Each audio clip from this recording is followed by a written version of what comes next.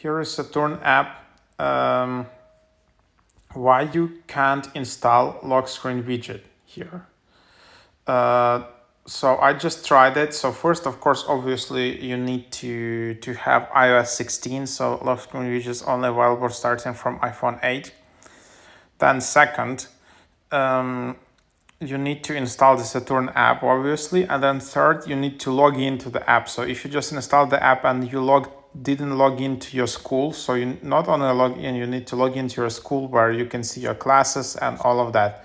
You don't need to verify your account though with your school email yet. So yeah, you can just go to settings and then you can just go to wallpaper and then or just do it on your lock screen as you prefer. And then you can just go and then you will find your Saturn widget.